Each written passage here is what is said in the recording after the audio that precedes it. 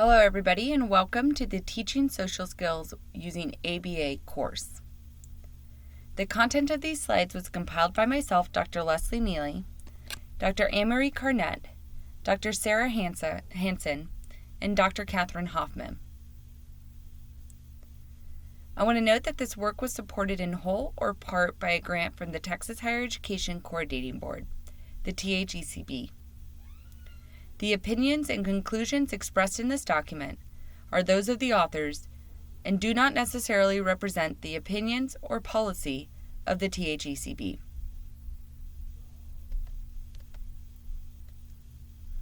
So let's start by discussing ABA, also known as Applied Behavior Analysis. Some of you may have heard of ABA or may know what it is, and some of you may be brand new to it. So ABA is technically defined as the science of systematically applying interventions based on the principles of behaviorism to improve socially significant behaviors. As behavior analysts, we focus on modifying the environment to help individuals be successful in daily life.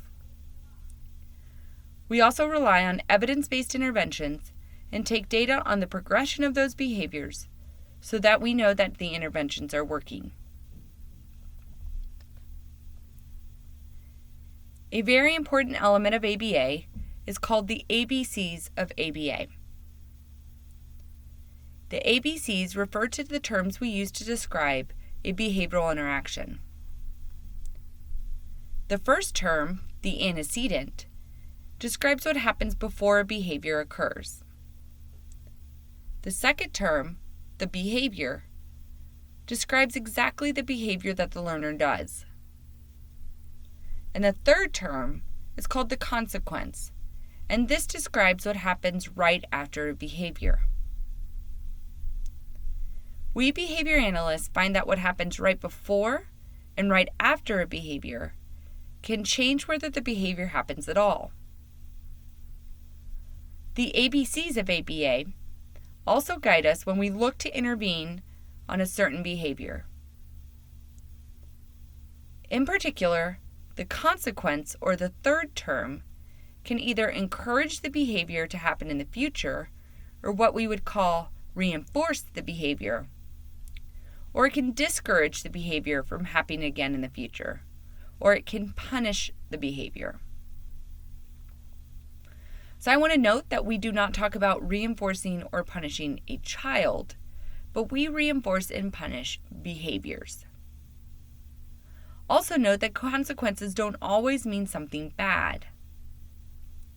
For example, if a child sees his mom for the first time in a week, or the antecedent, he might hug his mama and tell her that he missed her, or the behavior.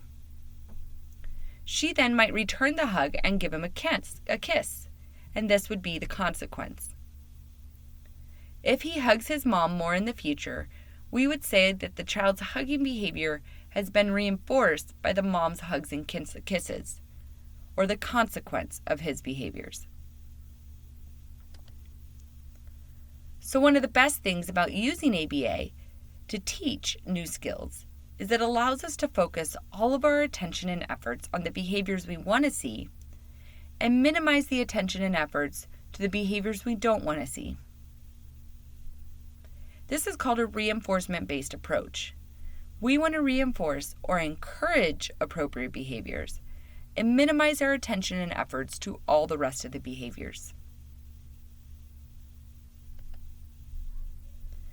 So to get started in ABA, we must first identify the behavior. All of you indicated that you are interested in working on social skills with your child. Before we begin talking about a social skills intervention, we need to identify and define social behaviors that you want to work on with your child. These social behaviors should relate to anything that requires communication or any type of interaction with another person. So the following are two examples of potential target social behaviors. So when targeting social greetings, responding to speakers' greetings such with, "Hi, how are you?" by responding, "Hi, I'm good, thanks," may be the selected target behavior. If you're looking at maybe targeting peer interactions, you may teach your child to initiate play by requesting, "Do you want to play with me?" And this could also serve as a target behavior. These two examples show a very clear target skill. Social behaviors may include verbal or nonverbal behaviors, so please note that a verbal script is not always necessary. So I want you to go ahead and pause the video and take a minute to write down 3 goals or desired social behaviors that you would like to work on with your child. When you meet with your BCBAD, they can help you prioritize these goals and choose the most crucial goal to begin working on.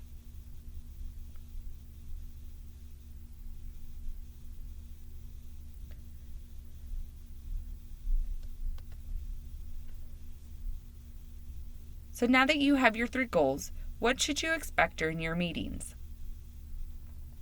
So during the first meeting, your BCBA will want to identify one behavior and define it so that it is observable or able to be seen and measurable. So here are 2 examples of defining behavior in observable and measurable terms.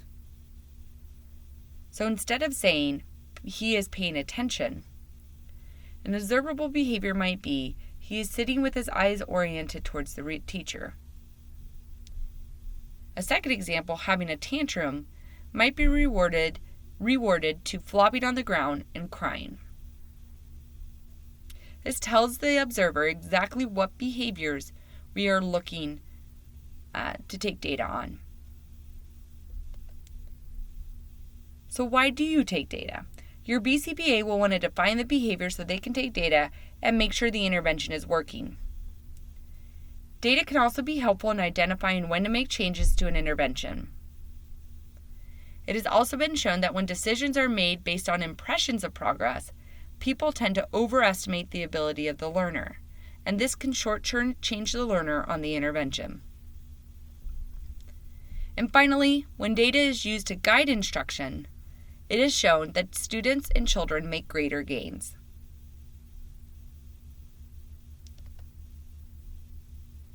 So how might you prepare for the meeting with your BCBA?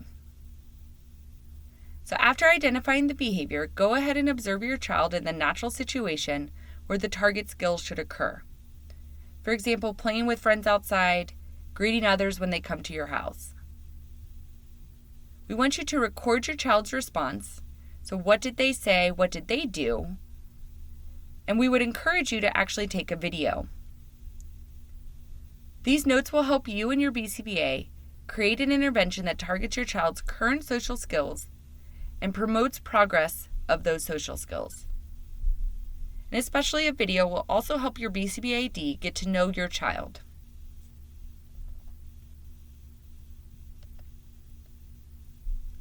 So now we're at the first meeting. We will discuss some basic information you will need to know for the first meeting. These next slides will provide you the information, but please feel free to jot down some notes or questions to ask your BCBAD.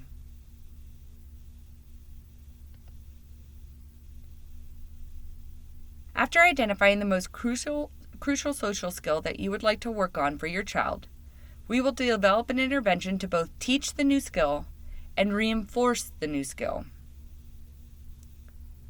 There are 2 main data-based interventions that are commonly used in teaching social skills. These interventions include social narratives and video modeling.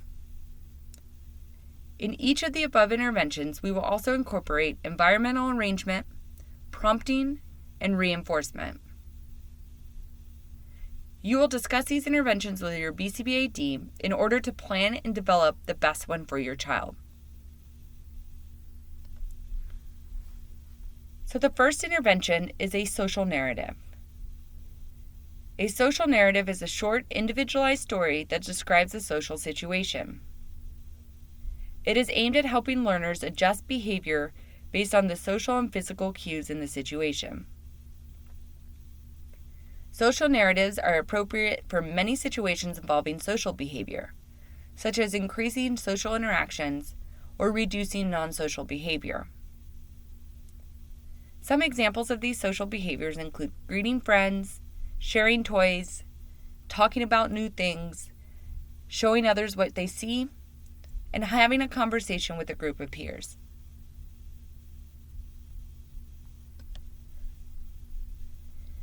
So there are 6 steps in writing a social narrative. And if you decide to choose a social narrative, your BCBAD will go into depth on each of these steps with you. So the first is to define the goal and identify the social situation in which the story will be used.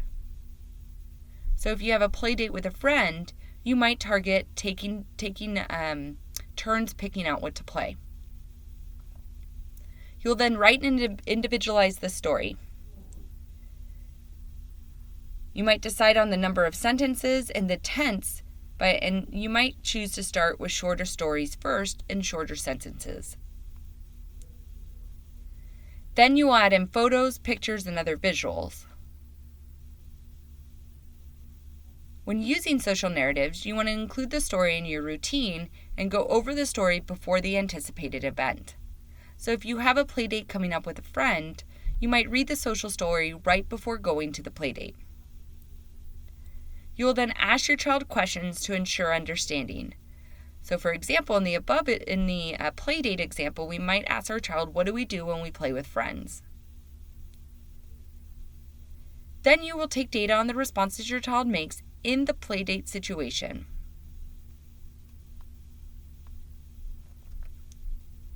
There's some very specific guidelines in developing the social narrative. So when writing out your social narrative, there are certain sentences and sentence components that need to be included. So there are 4 different types of sentences.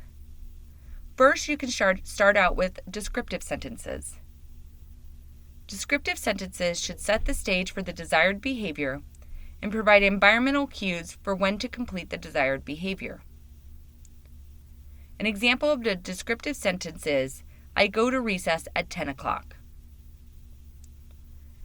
Second, the perspective sentence represents the reactions and feelings of your child and others in that situation. The perspective sentence may look like, my friends like to play with me. The third type, the directive statement, should be a clear description of the desired behaviors. An example of a directive is, sometimes I can let them choose what we play. Finally, an affirmative statement should illustrate the consequences of the desired behaviors.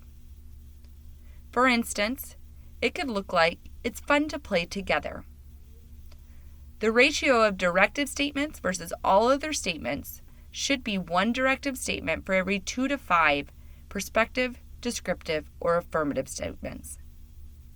Meaning a majority of your sentences in your narrative should focus on the behaviors themselves and define what the expected behaviors are. I want to point out that these different sentences map on to the ABCs of ABA. The descriptive sentence explains the antecedent, what happens before the behaviors. The directive sentence explains the behaviors themselves, and the affirmative statements describe the consequences of the behaviors. The perspective sentences are there to add details about emotions and how others might be feeling as well.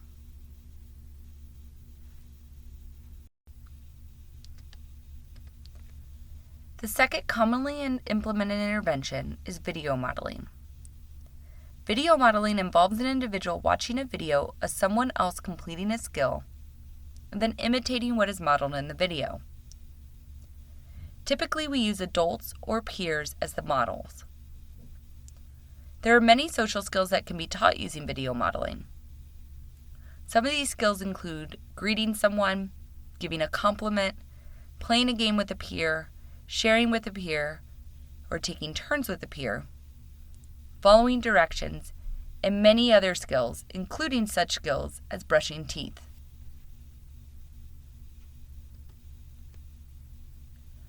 Creating a video model does not have to be difficult or time-consuming.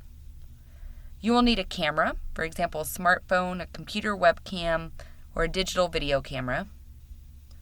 and simple editing software like iMovie for Macs or Windows Media Maker on PC. Before you begin filming the video, you will need to observe your child's current behavior that you have decided to target. Make a list of the steps needed to independently perform the target behavior. Then make sure your child has the necessary prerequisite skills and can attend to the video for the amount of time needed. In addition, you will need to recruit others to model the skill. These individuals can be adults or peers. When you begin filming the video, make sure to film each step and edit the video using the free software. These videos should be no longer than 5 minutes and should match the amount of time your child can typically attend to the video.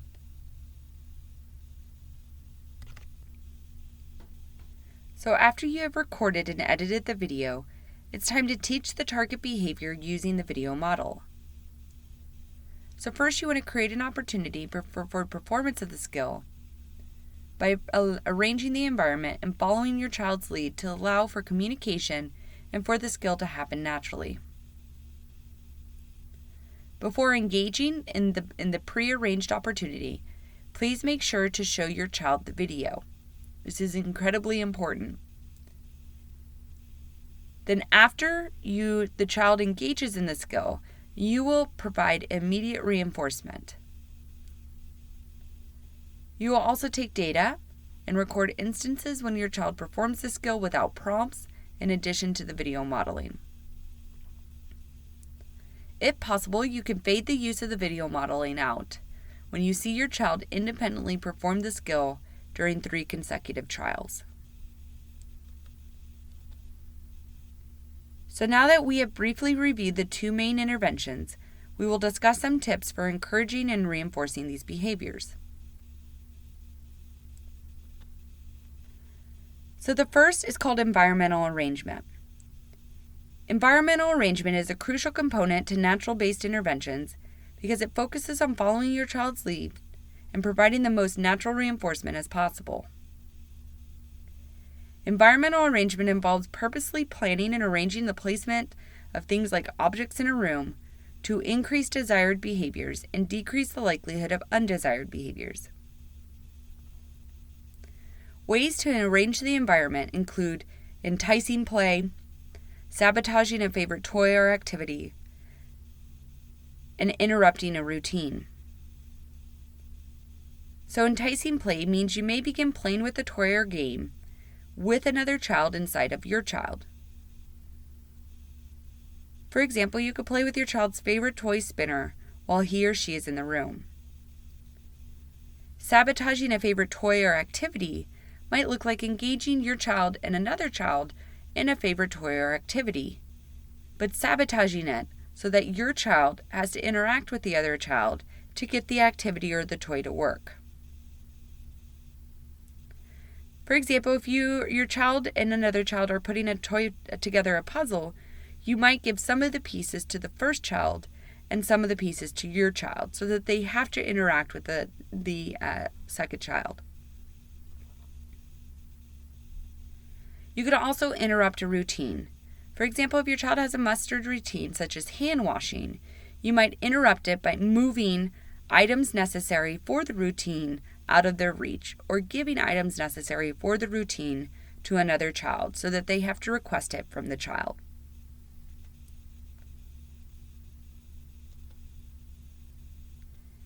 So going back to the ABCs of ABA, the antecedent is the instruction we would give to the child. So in this case, if you're using environmental arrangement, the antecedent might be that the child is playing a puzzle with another child, and you have given part of the puzzle pieces to your child and part of the pieces to the other child. Well, how do we ensure that our child is engaging in the appropriate behavior? We might have to use something called prompting.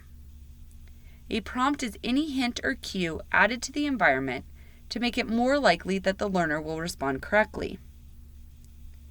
A prompt is given after the antecedent occurs and before the behavior occurs.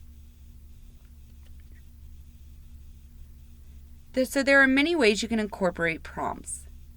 You may only use one of these prompting methods, or you may combine prompting methods in order to teach your child the target skill. The goal is to eventually fade out these prompts so that your child performs the skill independently. Some different types of prompt include time delay, which looks like waiting quietly up to 3 seconds for a response.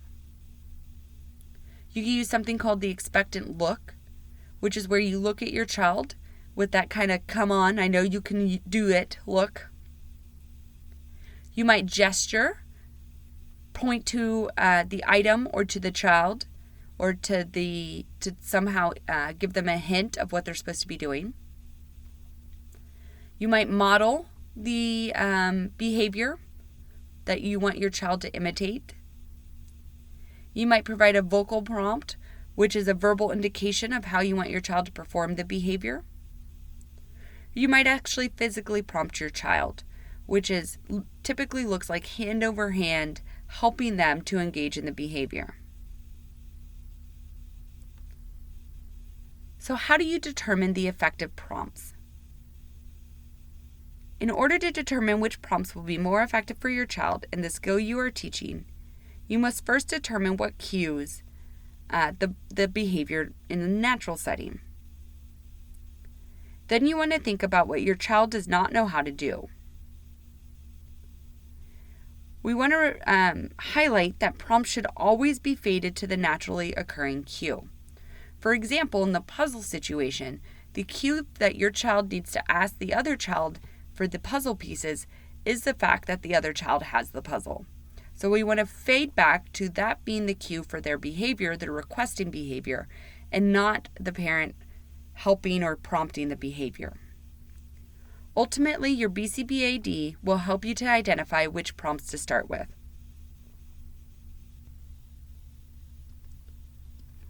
So there are different types of prompting procedures that will need to be considered with your BCBAD. So I'm going to go over them just for informational purposes. The first is called least to most prompting. This means that you start off with the least amount of help, and in this situation that would be the natural cue, and move to the most amount of help, which is called the full physical prompt. The second type is called most to least prompting. This means you start off with the most amount of help, which is the physical prompt, and fade to the least amount of help, which is the natural cue. Both of these prompting procedures are used dependent on the skill and the learner's level. And so your BCBAD will help you identify which prompting procedure to use with your child.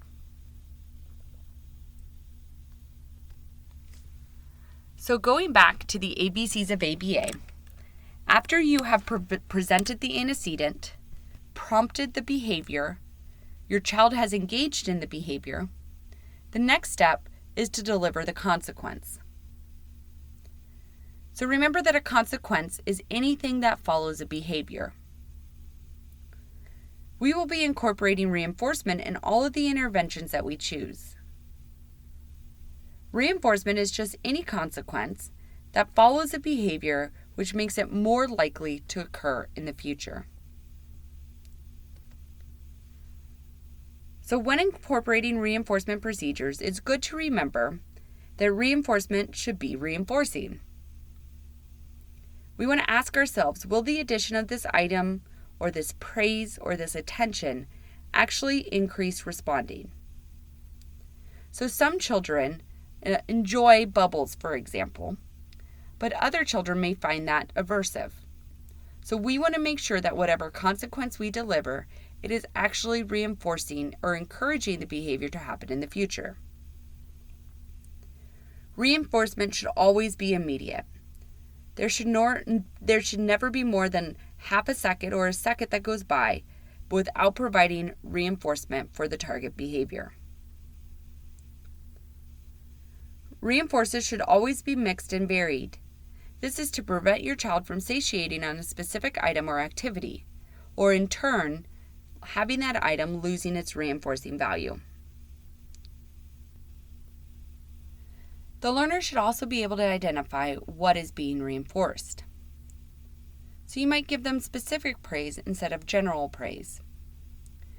General praise might look like, good job, where specific praise would tell them exactly why you are saying good job.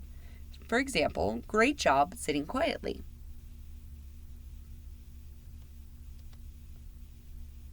When we think about reinforcement for social skills, we also want to think about embedding reinforcement into the environment and using reinforcement that is appropriate for social skills.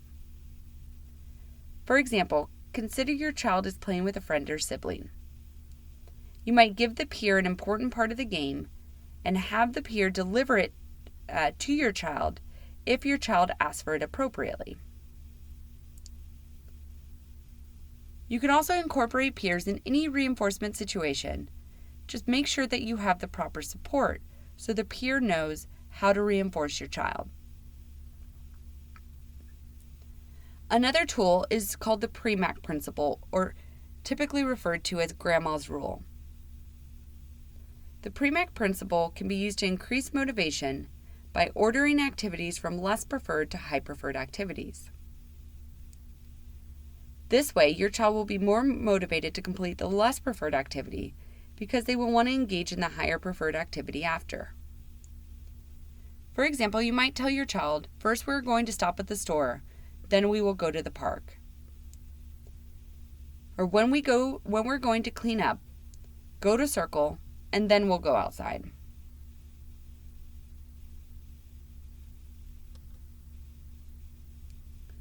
So now you are ready to meet with your BCBAD. Remember to identify up to 3 skills you'd like to target with your child. Please take notes on how they perform these skills, and most preferably, try to take a video of how they perform these skills. We look forward to working with you, and we look forward to meeting you and learning about your family. And these are just a couple of references you might be interested in that we use to create this PowerPoint.